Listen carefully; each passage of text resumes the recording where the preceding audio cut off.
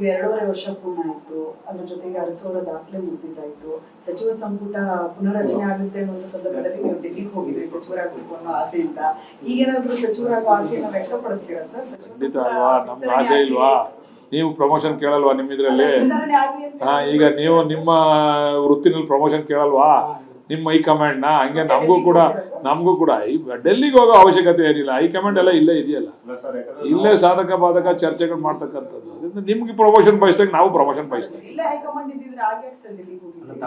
ಅಲ್ಲ, ಅಲ್ಲಿ ಡೆಲ್ಲಿನಲ್ಲಿ ಇರ್ತಕ್ಕಂಥ ವಿಚಾರ ಕೆಲವ್ರ ಹತ್ರ ಚರ್ಚೆ ಮಾಡಬೇಕು ಅಂತ. ಬಟ್ ಅಂತಿಮವಾಗಿ ಹೈಕಮಾಂಡ್ ಇಲ್ಲೂ ಇದೆ, ಏನಿಲ್ಲೇ ಅಲ್ಲೇ ಹೋಗಿ ಹೇಳ್ಬೇಕು ಅಂತಕ್ಕಂಥದ್ದು ಏನಿಲ್ಲ. ಇಲ್ಲಿ ತಾವು ಕೂಡ ಹಿರಿಯರು ಸರ್, ಯಾಕಂದ್ರೆ ಇಷ್ಟೊತ್ತಾಗಲೇ ನೀವು ಸಚಿವರು ಆಗ್ಬೇಕಾಗಿತ್ತು.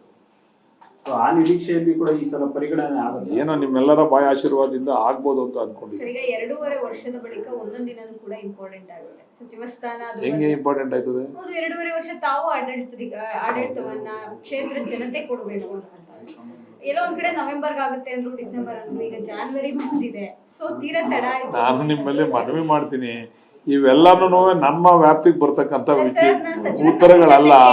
ಅದನ್ನ ಹೈಕಮಾಂಡೇ ಮಾಡ್ಬೇಕು, ಹಿರಿಯರೇ ಮಾಡ್ಬೇಕು. ಅದನ್ನ ನೀವು ನನ್ ಕೇಳಿ ಪದೇ ಪದೇ ಕೇಳ್ತಕ್ಕಂಥದ್ದು. ಅವ್ರನ್ನೇ ಕೇಳ್ಬೇಕು. ಅವರು ಕೆಲವು ಒಂದೊಂದ್ಸರಿ ಶಾಸ್ತ್ರ ಕೇಳ್ತಾರೆ. ಅವರು ಆ ಶಾಸ್ತ್ರದಲ್ಲಿ ಹೇಳಿರ್ಬೋದು, ಅವ್ರನ್ನೇ ಕೇಳ್ಬೇಕು ನೀವು. ಯಾರು ಶಾಸ್ತ್ರ ಹೇಳ್ತಾರೆ ಅಂತ. ಕೆಲವು ಸಂದರ್ಭದಲ್ಲಿ ಶುಭಗಳಿಗೆ ಮಿಸ್ ಆದಾಗ ಇನ್ನೂ ಉತ್ತಮವಾದಂತ ಶುಭಗಳಿಗೆ ಬರ್ಬೋದು. ನೋಡೋಣ, ಅದನ್ನ ಅವ್ರನ್ನೇ ಕೇಳ್ಬೇಕು ನೀವು. 6-9 ಮಿಸ್ ಆದ್ರೆ 6-9 ಮಿಸ್ ಆದ್ರೆ ನೆಕ್ಸ್ಟ್ ಶುಭಗಳಿಗೆ ಯಾವ್ದು ಅಂತ ಇಕ್ಬಾಲ್ ಹುಸೇನ್ ಅವ್ರನ್ನ ಕೇಳ್ಬೇಕು ನೀವು. ನಿನ್ನೆ ಕುಮಾರಸ್ವಾಮಿ ಪ್ರೆಸ್ ಮೀಟ್ ಮಾಡೋ ಸಂದರ್ಭದಲ್ಲಿ ಬಳ್ಳಾರಿ ಗಲಾಟೆ ವಿಚಾರಕ್ಕೆ ಸಂಬಂಧಪಟ್ಟಂಗೆ ಜಮೀರ್ ಅಹಮದ್ ಅವರು ಮೃತ ರಾಜಶೇಖರ ಮನೆಗೆ 25 ಲಕ್ಷ ರೂಪಾಯಿ ಪರಿಹಾರ ಕೊಟ್ಟಿದ್ದಾರೆ. ಆ ಪರಿಹಾರದ ಹಣದ ಲೆಕ್ಕ ಕೇಳ್ತಾ ಇದ್ದಾರೆ. ಸರಿ, ಹೌದು. ಎಲ್ಲರೂ ನಮ್ಮ ಕಾಂಗ್ರೆಸ್ ಕಾರ್ಯಕರ್ತರುಗಳು, ನಮ್ಮ ಕಾಂಗ್ರೆಸ್ಸಿನ ಅಭಿಮಾನಿಗಳು ಎಲ್ಲರೂ ಕೂಡ ಜಮೀರಣ್ಣನ ಕೈಗೆ 1 ಲಕ್ಷ 10,000 20,000 ಕೊಟ್ಟು ಕಳಿಸಿದೀವಿ. ಅದನ್ನ ತಗೊಂಡೋಗಿ ಜಮೀರಣ್ಣ ಕೊಟ್ಟವ್ರೆ. ಈಗ ನಾನು ಕೂಡ ಒಂದು 25,000 ಕೊಟ್ಟು ಕಳಿಸಿದ್ದೀನಿ. ಆತರ ಎಲ್ಲಾ ಕಾರ್ಯಕರ್ತರು ಸೇರಿದ್ರೆ ಕ್ಯಾಶ್ ನ ತಗೊಂಡು ಕೊಡೋದ್ರಲ್ಲಿ ತಪ್ಪೇನಿದೆ? ಪ್ರತಿಯೊಬ್ಬ ಕಾರ್ಯಕರ್ತರು ಕೂಡ 5,000 10,000 20,000 ಹಿಂಗ್ ಸೇರಿಸಿ ಜಮೀರಣ್ಣನು ಸ್ವಲ್ಪ ಸೇರಿಸಿ ಕೊಟ್ಟಿರ್ಬೋದು. ಅದನ್ನ ರಾಜಕಾರಣ ಏನ್ರಿ? ನಮ್ ಕಾರ್ಯಕರ್ತ ಸತ್ತೋಗವನೆ ಅಂತಂದಾಗ ನಾವು ಹೋಗಿ ನಮ್ ಕಾರ್ಯಕರ್ತರಿಗೆ ಆತ್ಮಸ್ಥೈರ್ಯ ತುಂಬತಕ್ಕಂಥ ತಪ್ಪೇನಪ್ಪ? ಕುಮಾರಣ್ಣ ಅವ್ರಿಗೆ ಆತರ ಕೊಟ್ಟ ಅಭ್ಯಾಸವೇ ಇಲ್ವಲ್ಲ.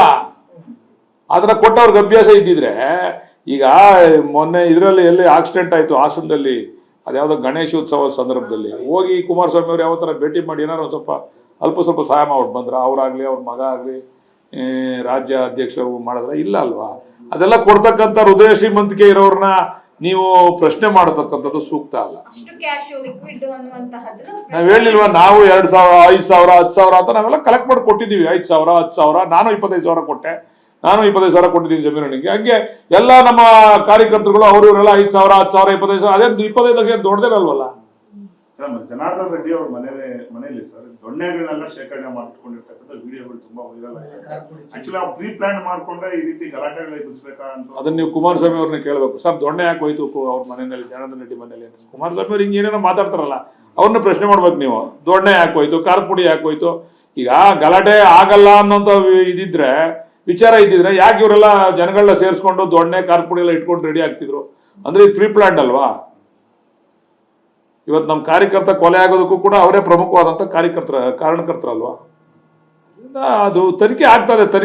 ತನಿಖೆ ಆಗೋ ಸಂದರ್ಭದಲ್ಲಿ ನಾವು ಹೇಳ್ತಕ್ಕಂಥ ಸೂಕ್ತ ಅಲ್ಲ. ತನಿಖೆ ಆದ್ಮೇಲೆ ಸತ್ಯ ಹೊರಗಡೆ ಬರ್ತದೆ.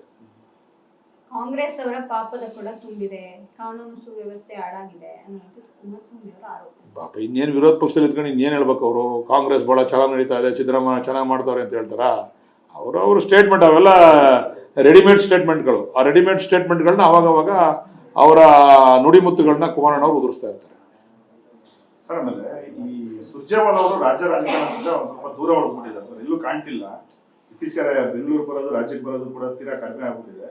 ಅದರಿಂದ ಏನಾದ್ರು ಡಿ ಕೆ ಶಿವಕುಮಾರ್ ಅವರಿಗೆ ಸ್ವಲ್ಪ ಏನಾದ್ರು ಹಿನ್ನಡೆ ಆಗ್ತಿದೆಯಾ ಸರ್? ಯಾಕಂದ್ರೆ ಡಿ ಕೆ ಈಗ ನೀವೇ ಹೇಳಿರೋದನ್ನ ನಾವು ಕೇಳ್ತಾ ಇರೋದು. ಸುರ್ಜೇವಾಲಾ ಅವ್ರಿಗೆ ಫೋನ್ ಮಾಡಿ ಮಾತಾಡ್ತೀವಿ, ಯಾಕೆ ಬರ್ತಾ ಇಲ್ಲ ನೀವು? ನಮ್ಮ ಮಾಧ್ಯಮ ಸ್ನೇಹಿತರಿಗೆ ನಿಮ್ಮ ಬರುವಿಕೆ ಬಗ್ಗೆ ತುಂಬಾ ಕಾತುರ ಆಗಿದೆ, ಅದಕ್ಕೆ ಯಾಕೆ ಬರ್ತಾ ಇಲ್ಲ ಅಂತ ಕೇಳ್ತೀವಿ, ತಿಳ್ಕೊತೀವಿ. ನಮಗ್ ಗೊತ್ತಿಲ್ಲ, ಇದು ಹೊಸ ವಿಚಾರ ನೀವು ಹೇಳ್ತಾ ಇರ್ತಕ್ಕಂಥದ್ದು. ಎಲ್ಲೂ ಕಾಣ್ತಿಲ್ಲ ಸರ್. ಅದಕ್ಕೆ ಕೇಳ್ತೀವಿ. ಈಗ ನೀವು ಹೇಳಿರೋದು ಖಂಡಿತ ಸೂಕ್ತವಾದಂತ ಸಂದರ್ಭದಲ್ಲಿ ಹೇಳಿದ್ರೆ ಅದನ್ನ ಕೇಳಿ ತಿಳ್ಕೊಂಡು ನಿಮಗೆ ರಿಯಾಕ್ಟ್ ಮಾಡ್ತೀವಿ. ಈಗ ತಹಶೀಲ್ದಾರರು ವಿಚಾರದಲ್ಲಿ ನಾನು ಅವ್ರ ಮನಸ್ಸಿಗೆ ನೋವಾಗಿದ್ರೆ ಯಾರಿಗೂ ಕೂಡ ಮನಸ್ಸಿಗೆ ನೋವು ಮಾಡಬೇಕು ಅಂತ ನಾವು ಮಾತಾಡಲ್ಲ. ನಾವು ಸ್ವಲ್ಪ ಹಳ್ಳಿ ಹುಡುಗರು, ಇದಕ್ಕಿದ್ದಂಗೆ ಮಾತಾಡ್ಬಿಡ್ತೀವಿ. ನಮ್ದು ತಲೆಯಲ್ಲಿ ಒಂದು ಹೃದಯದಲ್ಲಿ ಒಂದು ಇರೋದಿಲ್ಲ. ನಮ್ಮ ತಲೆಯಲ್ಲಿ ಏನು ಓಡ್ತದೆ ಹೃದಯದಲ್ಲಿ ಏನು ಬರ್ತದೆ ಅದನ್ನು ಬಾಯಿಂದ ಆಚೆ ಬಂದ್ಬಿಡ್ತದೆ. ನಾವು ತಹಶೀಲ್ದಾರರುಗಳು ಅಧಿಕಾರಿಗಳು ಯಾರಾದರೂ ಕೂಡ ಸಾರ್ವಜನಿಕರಿಗೆ ರೈತರಿಗೆ ತೊಂದರೆ ಕೊಡ್ತಕ್ಕಂಥ ಸಂದರ್ಭದಲ್ಲಿ ನಮಗೆ ಕೋಪ ನೆತ್ತಿಗೆ ಇರೋದು ಸಹಜ. ಆ ಸಂದರ್ಭದಲ್ಲಿ ಆ ಬರದಲ್ಲಿ ಮಾತಾಡಿದ್ದೇನೆ. ನಾನು ಮಾತಾಡ್ಬೇಕಾದ್ರೆ ಹೇಳಿದೆ, ಬರೀ ನಿಮ್ಮೊಬ್ಬರಿಗೆ ಹೊಡೆಯಲ್ಲ ರೀ, ನನಗೂ ಸೇರಿಸಿ ಹೊಡಿತಾರೆ. ನಿನ್ನ ಕರ್ಕೊಂಬಂದು ಹಾಕ್ಸ್ಕೊಂಡಿದ್ದೀನಲ್ಲಪ್ಪ ಇಲ್ಲಿ, ಮೊದಲು ನನಗೆ ಹೊಡಿತಾರೆ ಆಮೇಲೆ ನಿನ್ಗೆ ಹೊಡಿತಾರೆ ಅಂದೆ. ಜನ ಆಕ್ರೋಶ ಭರಿತರಾದಾಗ ಏನೇನು ಆಗಿದೆ ಅಂತೇಳಿ ಶ್ರೀಲಂಕಾ ಉದಾಹರಣೆ ಇದೆ, ನಿಮಗೆ ಬಾಂಗ್ಲಾದೇಶ ಉದಾಹರಣೆ ಇದೆ. ಜನ ಭಾಳ ಬೇಜಾರಾದಂಥ ಸಂದರ್ಭದಲ್ಲಿ ಯಾವ ರೀತಿ ಅವ್ರ ಕಾನೂನನ್ನ ಕೈಗೆತ್ಕೋತಾರೆ ಅಂತ ನಿಮಗೆಲ್ಲ ಉದಾಹರಣೆಗಳಿಲ್ವ? ಆ ರೀತಿ ತಾಲೂಕಲ್ಲೂ ಕೂಡ ಆಗ್ತದೆ. ಗೌರವಯುತವಾಗಿ ಕೆಲಸ ಮಾಡಿ, ಜನಗಳಿಗೆ ಸತಾಯಿಸಬೇಡಿ, ಜನಗಳಿಗೆ ತೊಂದರೆ ಕೊಡಬೇಡಿ. ಆಮೇಲೆ ಅನವಶ್ಯಕವಾಗಿ ಇಲ್ಲದೆ ಇರೋಂಥದ್ದನ್ನ ನೀವೇ ಸೃಷ್ಟಿ ಮಾಡಿ ಜನಗಳಿಂದ ವಸೂಲಿ ಮಾಡ್ತಕ್ಕಂಥ ಕೆಲಸ ಮಾಡಬೇಡಿ.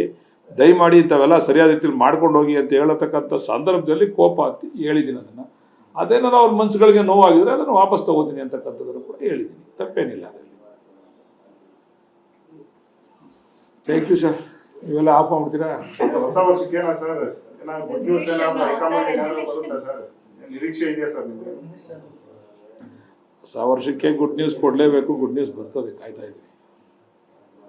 ಅದಕ್ಕೆಲ್ಲ ಸೈಲೆಂಟ್ ಆಗಿದೆ. ಏನು ಮಾಡೋಕ್ಕಾಯ್ತು? ಕುಣಿಯೋಕಾಯ್ತು ಸೈಲೆಂಟ್ ಆಗಿ ಹೋಗ್ತಿರ್ಲಿಲ್ಲ. ಇಲ್ಲ, ಹೈಕಮಾಂಡು ಆಮೇಲೆ ಸಿದ್ದರಾಮಣ್ಣ ಅವರೇ ತೀರ್ಮಾನ ತಗೊತಾರೆ. ಹೈಕಮಾಂಡ್ ಅಲ್ಲ, ಸಿದ್ದರಾಮಣ್ಣ ಅವರೇ. ಅವರು ಏನು ತೀರ್ಮಾನ ತಗೊತಾರೆ ತಗೊಳ್ಳಿ. ಅವರೇ ಸಿದ್ದರಾಮಣ್ಣ ಅವ್ರ ನಾಯಕತ್ವನ ನಾವೆಲ್ಲ ಬೆಚ್ಚರು. ಸಿದ್ದರಾಮಯ್ಯನವ್ರ ಹೆಗಲ ಮೇಲೆ ಜವಾಬ್ದಾರಿ ಜಾಸ್ತಿ ಇದೆ. ಯಾಕಂದರೆ ಕಾಂಗ್ರೆಸ್ಸು ಸಿದ್ದರಾಮಣ್ಣ ಅವ್ರಿಗೆ ಒಳ್ಳೆ ಜವಾಬ್ದಾರಿಯನ್ನು ಕೊಟ್ಟು ಒಳ್ಳೆ ಅವಕಾಶವನ್ನು ಕೊಟ್ಟಿದೆ.